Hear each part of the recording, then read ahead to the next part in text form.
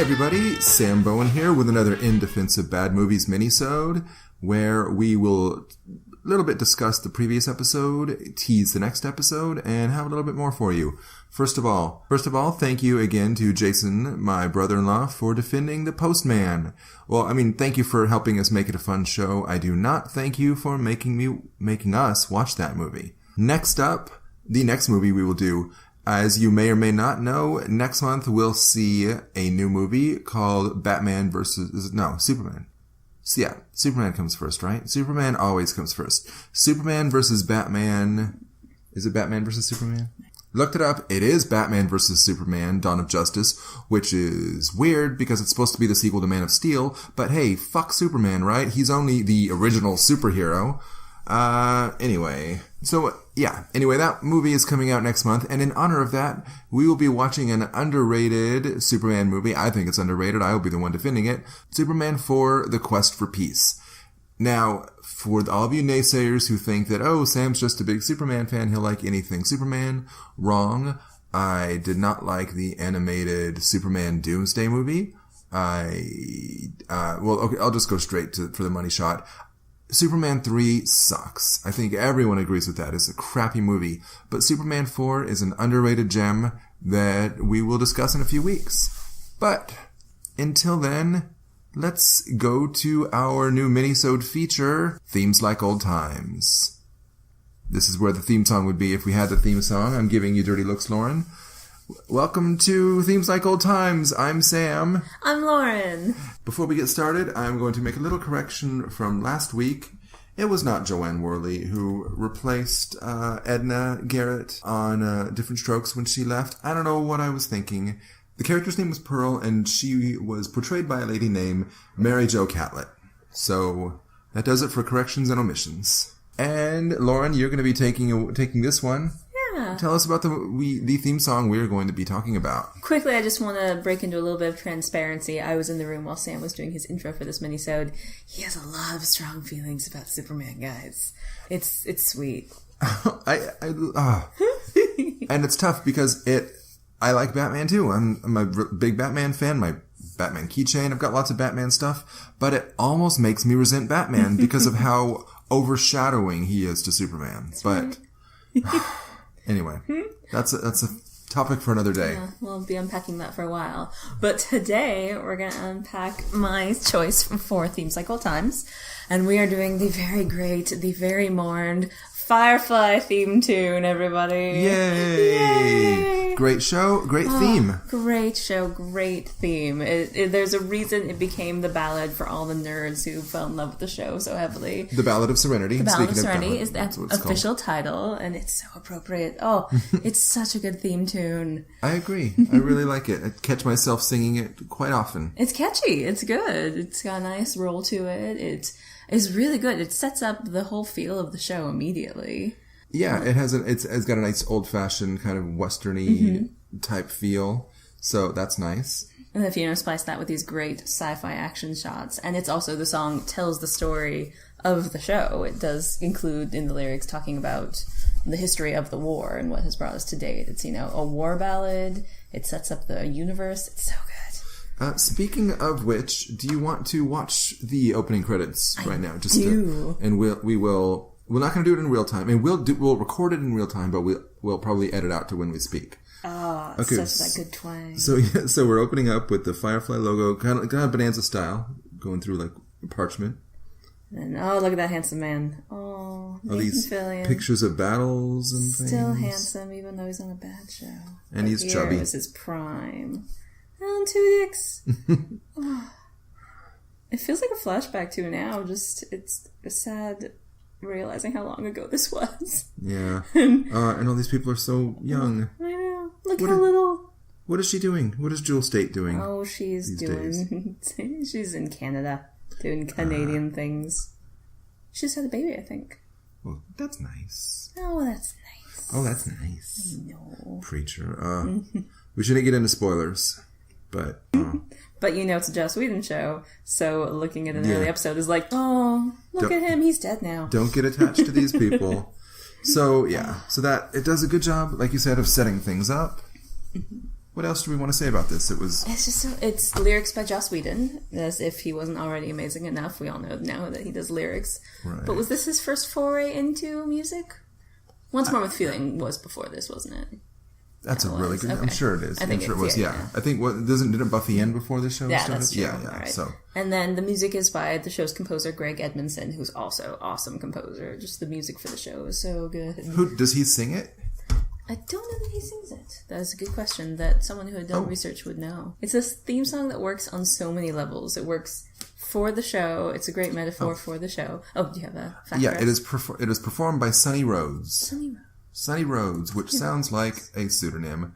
Oh, it is a black fella. Born Clarence Edward Smith.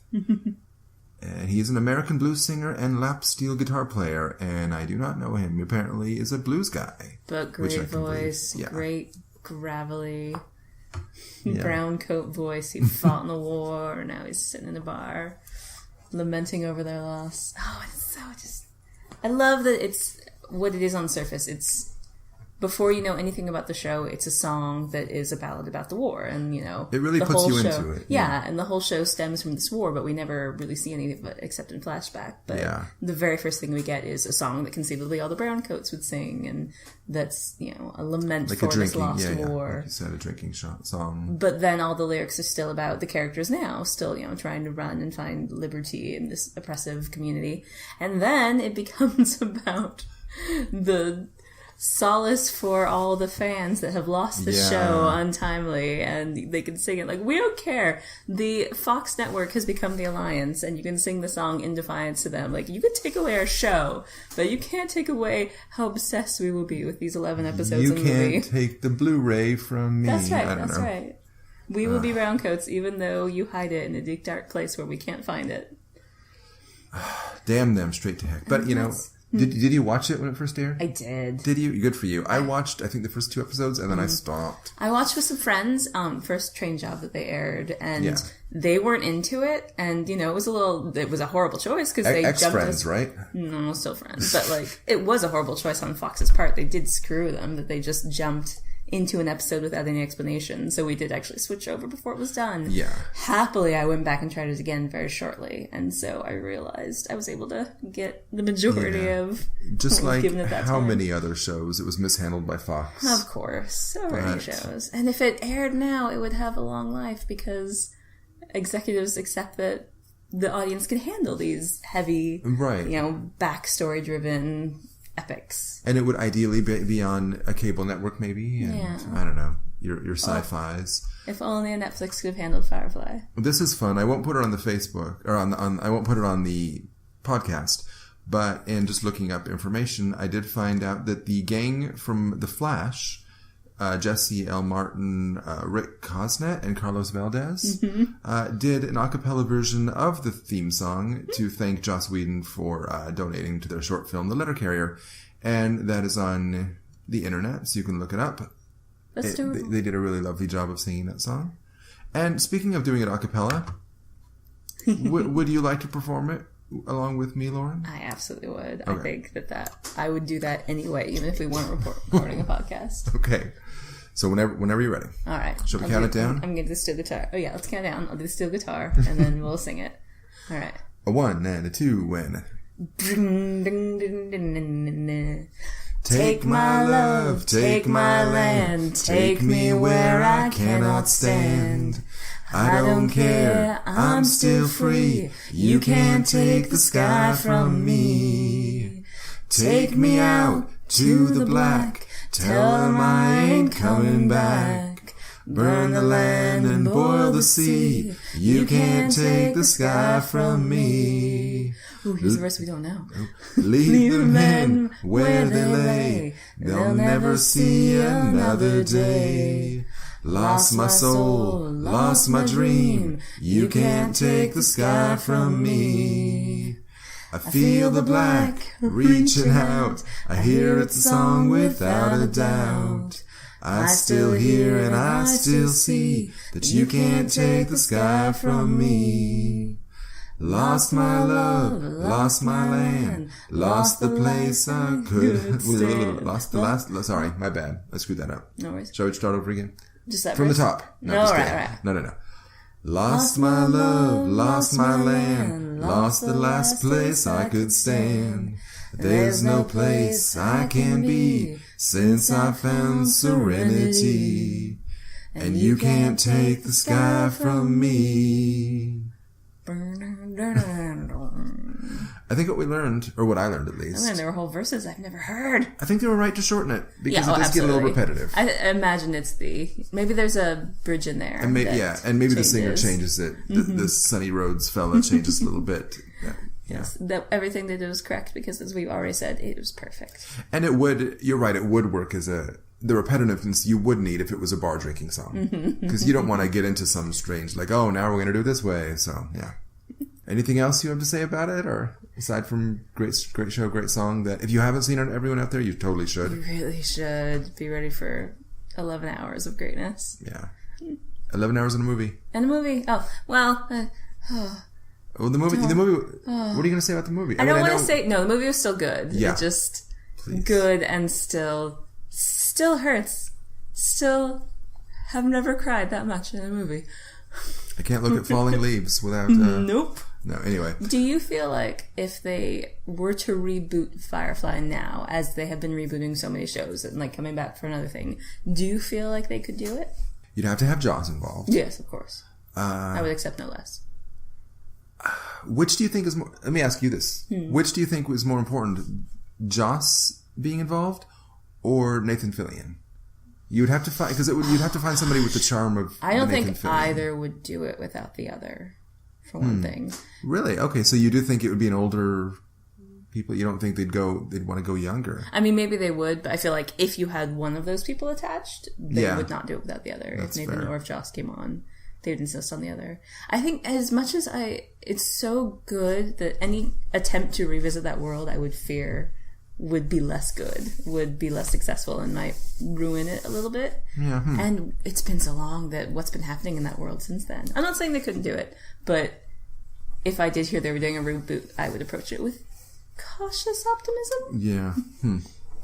Right. So, you think that about does it then? It does indeed. All right. Good talking to you. Good job. Take my love, take my land, take me where I cannot stand. I don't care, I'm still free. You can't take the sky from me. Take me out to the black, tell them I ain't coming back. Burn the land and boil the sea. You can't take the sky from me.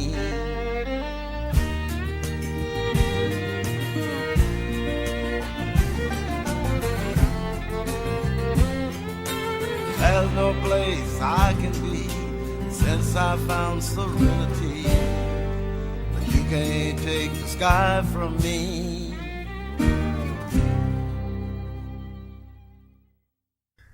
All right, everyone. That was, again, Themes Like Old Times. Remember to check us out in a couple weeks to find out that Superman 4, The Quest for Peace, is in fact a really fun movie. Thanks for listening.